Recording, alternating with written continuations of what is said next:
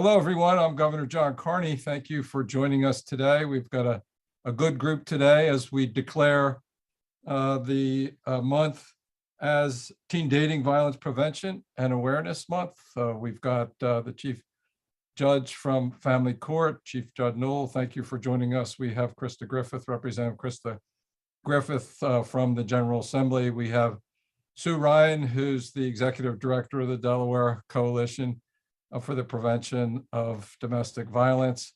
We also have our Lieutenant Governor. Thank you, Lieutenant Governor, for being with us. This is a special occasion for you and I, as we often go in different directions. It's good to be with you today for this important issue. And we have Stephanie Rodriguez, who's joined us today, has an important program that she wants to talk about that's very important for the issue today, which is teen dating violence. This is something that we do each year. We have our orange colors on and our ribbons for those who are victims of teen dating violence. Is actually a bigger problem than most people realize and appreciate, and one that we have lots of folks on the ground working with our courts, with our law enforcement agencies, with parents, with educators. And Representative Griffith has legislation that she's going to talk about that goes to the education aspect of it. And of course, our Lieutenant Governor is doing an incredible job with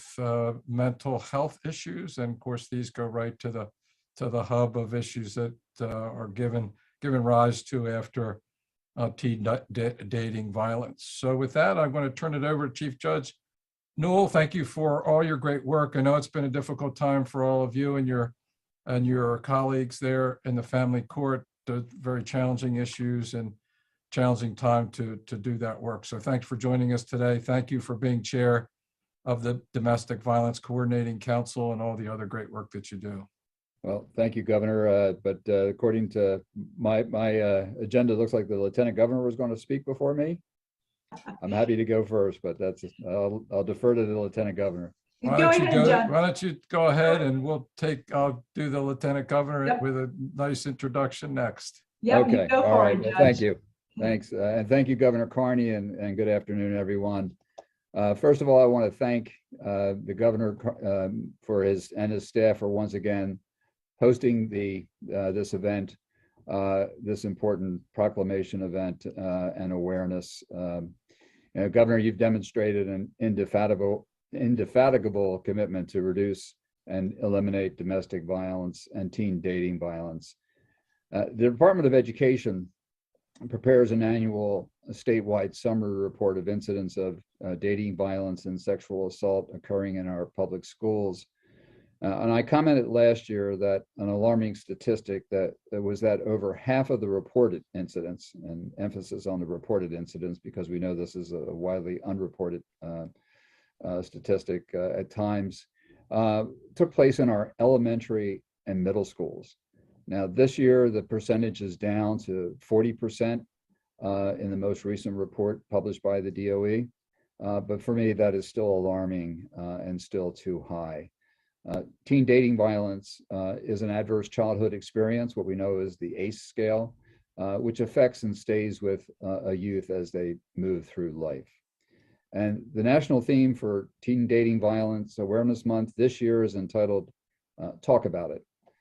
This effort is a call to action for young people and people who support them to engage in meaningful conversations about healthy relationships and how to manage and exit relationships where there is unhealthy or abusive behavior. And it is essential for our young people to learn the skills to create and maintain healthy relationships. In Delaware, the Domestic Violence Coordinating Council, their Committee on Children and Domestic Violence Committee, has established a work group to review and update the guidelines for responding to teen dating and sexual violence in Delaware schools. The DVCC also partnered with the Department of Education to update the training for school faculty, nurses, and school counselors. Violence in teen dating relationships can be a forerunner to problems in future relationships. Victims of dating violence in their adolescent years are at an increased risk for victimization during college and in future relationships. So it is imperative that we attempt to address and eliminate this public health problem with training, education, outreach to promote healthy, respectful relationships. In short, let's talk about it, but let's also act upon our words. On behalf of the members of the Domestic Violence Coordinating Council, I want to thank and commend our educators, advocates, the school wellness centers, and supporting staff for the important work that they do every day. And we at the DVCC stand with you in a collective effort to prevent and hopefully someday eliminate teen dating violence. Thank you. Governor Carney, back to you. Thank you, Your Honor. Thank you for being here and representing a family court in the judicial branch. Next up, we have our Lieutenant Governor, who has a foot both in the legislative branch and in the executive branch. And in her role as Lieutenant Governor in the executive branch, she has taken up the responsibility of chairing the Behavioral Health Consortium and mental health issues that affect children, teenagers, and adults across our state. Teen dating violence being among the issues I'm sure that the consortium has worked on. The Lieutenant Governor has been incredibly busy during the past 2 years of COVID-19, and we know that mental health issues have risen to the top list of concerns that we have. And so, Lieutenant Governor, thank you for joining us today. It's great to see you here on the screen.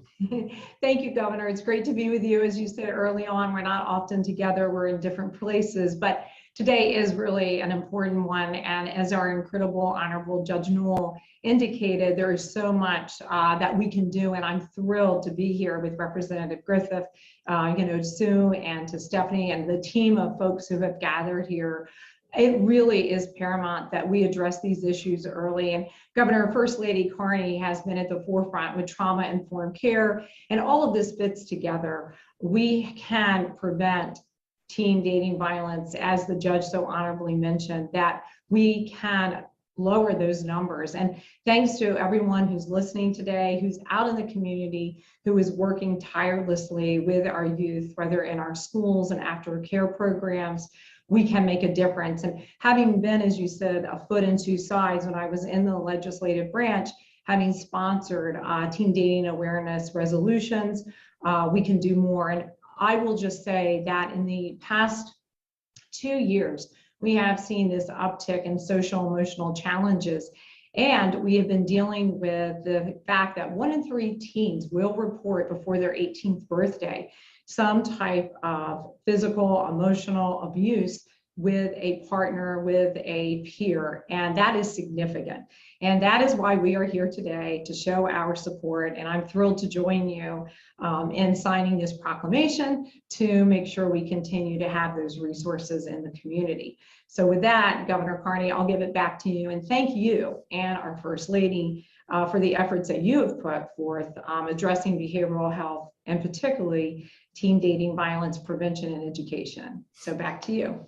Thank you very much, Madam Lieutenant Governor. It's great to have the legislative branch again represented by Representative Griffith, who brings both her experience as a prosecutor in the Department of Justice, her experience as a lawyer, and to be one of the, frankly, more thoughtful members of our General Assembly. We appreciate her partnership on so many issues, and this issue in particular. I know she has an interest and involvement in legislation, HB 254, that I'm sure she'll talk about. Thanks for joining us today as well. Thank you so much, Governor Carney, for those kind words. They mean very much to me. And thank you for your advocacy, and also yours, Lieutenant Governor, on behalf of the survivors of domestic violence, including those teenagers that we're here to talk about today. I also want to share a lot of gratitude for Chief Judge Newell, who both in the courtroom and as a leader on state policy really is at the forefront of advocating for reducing dating violence and domestic violence in our state. And it's an honor to work with him. And Stephanie and Sue, I know you and your teams see this on the front lines every day. And to you and your teams and the social workers that you work with, thank you very much for everything that you do. So today we are here gathered to recognize February as Teen Dating Violence Awareness Month. Sadly, we continue to need to bring light and attention to this issue, but by recognizing this month, We are letting survivors know that they are not alone. And we also are sending a message that there is help available to those who are worried a teenager they know and love is being abused. In Delaware, we are blessed to have a strong domestic violence coordinating council that places special attention on teen dating violence. As Chief Judge Newell noted, every year the Delaware Department of Education reports the number of cases that have been investigated in our schools. We know that abuse is occurring, and we continue to find ways to give teens the help they need. And so I'm pleased to tell you that the House of Representatives did recently pass HB 254, which is a bill that will require schools to prevent the National Domestic Violence Hotline and Suicide Prevention Hotline numbers on the back of student ID cards. This will help children in grades 7 through 12, as well as students at post-secondary institutions such as the University of Delaware, Delaware State University, and Del Tech, so that they can have access directly to a number that might help them if they're in crisis, or if they see a friend in crisis. This year, the theme of Teen Dating Violence Awareness Month is Talk About It, and that's so important. For parents of teens, and I'm one of them, we need to talk with them about what it means to be in a healthy dating relationship. And we need to share with them the warning signs that they should look out for if they or themselves see that they're in an abusive relationship. And that can be quite difficult for teenagers, but to tell them that if they see themselves or a friend with a partner that's insulting them, or if they're constantly worried about making their partner angry, is their partner extremely jealous or possessive, or do they have unexplained marks or injuries? Have they stopped spending time with friends and families, and are there changes in personality, such as are they showing signs of depression? Those are signs that there could be a problem in a relationship. And if there's a teenager who doesn't know what to do to help his or her friend in that situation, they should go to a trusted adult. Or if there's an adult that's noticing these signs, they should talk with their teenager. Or in all scenarios, there's always the National Domestic Violence Hotline, that number that will be placed on those student ID cards. And I'd like to tell everybody that that number is 1-800-799-SAFE, S-A-F-E, or 1-800-799-7233. Again, thank you so much, Governor, for your advocacy and allowing me to speak for a few moments about HB 254 and continuing awareness. Thank you so much. Thank you very much, Representative Griffith. Thank you for all the work that you do in the General Assembly and legislative branch for the people of your district and the people of the state of Delaware. We're also joined, as we always are, when it's domestic violence issues and domestic violence month and teen dating awareness and prevention month. Sue Ryan, who's the executive director of the Delaware Coalition Against Domestic Violence. Sue, thanks for joining us again. Thank you, Governor Carney and Lieutenant Governor Hall Long and Chief Judge Newell and Representative Griffith. Thank you for raising awareness of teen dating violence and also your efforts to keep teens safe. And also thank you to all of those who work directly with teens in schools and community centers, those caring adults who coach boys to be men and teach healthy masculinity, those teachers who listen and support, those nurses and health wellness center staff that are often the first responders to teen dating violence. We are slowly coming out of a pandemic. COVID-19 is a public health crisis, and so is teen dating violence. Its prevalence is alarming. Teen dating violence impacts the teens' physical and emotional health now and as adults. The violence, as we've heard today, can lead to depression and anxiety, the use of substances, and more harmful behavior. Teen dating violence is truly a public health crisis that requires a comprehensive, coordinated response. And as the Lieutenant Governor noted, we can actually prevent teen dating violence before it even occurs by investing in primary prevention efforts to reduce the risk factors and to increase the protective factors that underlie this violence, providing education on healthy relationships, increasing community connectedness, addressing harmful gender-based norms, teaching problem-solving skills in schools. All of these efforts have a long-term impact that get to the root of violence. And when we address one root cause of violence, we are actually addressing multiple types of violence. When we support programs that address teen dating violence, we are also helping to prevent adult intimate partner violence, sexual violence, youth violence, and bullying. Primary prevention requires investment of funding and a commitment over time. The return on this investment is safe, healthy relationships for teens, families, and our community. And it is our shared commitment in Delaware to end and prevent teen dating violence that will make the difference. And in closing, I just want to say, as others have said, as Representative Griffiths has said today, to those who are victims of teen dating violence, please know that you are not alone. There is help available. Thank you so much for the opportunity to speak today, and turning it back to you, Governor Carney. Thank you very much, Sue. And you talked about those who are working directly with teens and those who are working to prevent teen dating violence. We're joined today by Stephanie Rodriguez, who is doing just that with her program at People's Place 2, Real Relationships. Stephanie, thanks for joining us. Thanks for the very important work that you do. Thank you, Governor. I'm very, very humbled to be here today. So as everyone has already spoke a little bit about prevalence, how important this is, I wanted to spend a little bit of time today talking about our program and the direct service that we have been providing to Delaware communities and our adolescents. So I'm the program director for Turning Point at People's Place, as the governor had just introduced. Turning Point houses our Delta Prevention Project in Kent and Sussex counties. And our team has had the pleasure and opportunity to serve adolescents and community partners throughout Delaware for over a decade in the primary prevention realm. So our Delta Project programming focuses on preventing relationship abuse by educating, skill building, promoting safe environments for youth. We are partnered with various school-based wellness centers and educators to deliver those services. Unfortunately, like everyone else, as a result of the pandemic, we had to shift and think outside the box to find another medium in which we could still serve adolescents and our partners. Given the virtual world we've shifted into and the viral nature and culture adolescents were really already in, we decided it best to invest into our website resource, realrelationshipsde.org. So we spent a lot of time with that. The update to realrelationships.org allowed us to continue to serve youth, educators, parents, healthcare professionals, and our other community partners. So now you can access virtual sessions on demand. These sessions include what adolescents should expect from a dating partner and help them learn skills that will buffer against unhealthy partners.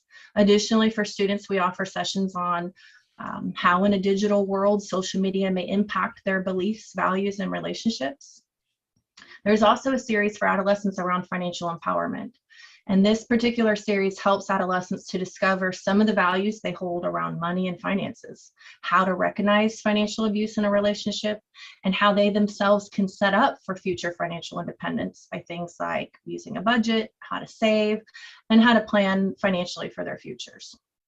For parents, we also offer sessions that can help equip them with knowledge and skills on how to better talk to their kids about their relationships. And again, for educators, we offer sessions on how to better create a school climate and community culture that really empowers youth to have healthy and safe relationships. For our healthcare professionals, we offer training sessions on how to specifically screen for teen dating violence and how they, as those healthcare professionals, can model and essentially normalize that having a safe and healthy relationship is critical to our health. So we know that there's no magic handbook that helps adolescents navigate the complexities of being in a relationship for the first time. And certainly there's a lot of conflicting information online and social media. So thus our Turning Point Delta team has dedicated our time in this additional resource so that we could sustain these critical prevention efforts and programming in our community. So again, to access these virtual sessions and resources related to teen dating violence and prevention, please go to our website, realrelationshipsde.org. We certainly believe everyone with young people in their lives has a role to play in preventing violence. So let's talk about it. I appreciate it. Thank you. Back to you, Governor.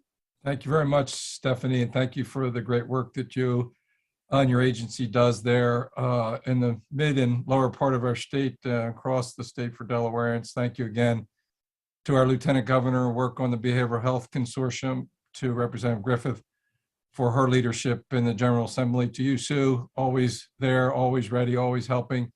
And of course, Chief Judge Newell, for your leadership on the family court, where so many of these issues end up sadly in front of the judges there. I do have a proclamation to declare February 2022 as Teen Dating Violence Prevention and Awareness Month. And it reads, whereas dating violence is a pattern of abusive and aggressive behaviors, such as physical, mental, emotional, and sexual abuse, as well as cyber abuse and stalking used to exert power and control over a dating partner. And whereas the effects of dating violence and abuse can lead to lifelong behavioral and physical health consequences, such as eating disorders, substance abuse, and depression.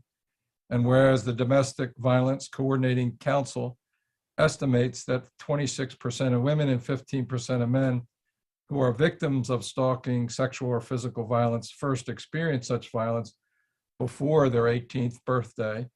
And whereas we recognize that dating violence can be prevented and strive to provide young people with tools to build healthy relationships and to change the cultural attitudes that can support such violence. And whereas it is essential to raise awareness in our community and to provide training to teachers, counselors, school staff, healthcare professionals, and community partners so they may recognize when youth exhibit signs of dating violence. Now, therefore, we, John Carney, Governor, and Bethany Hall, Lieutenant Governor, both of us here today, do hereby declare February 2022 as Teen Dating Violence Prevention and Awareness Month in the state of Delaware, and urge all Delawareans to support efforts in their communities, schools, and families to empower young people to develop healthy relationships throughout their lives and to prevent and respond to teen dating violence. Let us recommit to ensuring all people who may be in an abusive relationship have access to help and the support they need. The Lieutenant Governor has already signed it. And so now, so have I, February Teen Dating Violence Prevention and Awareness Month in the state of Delaware.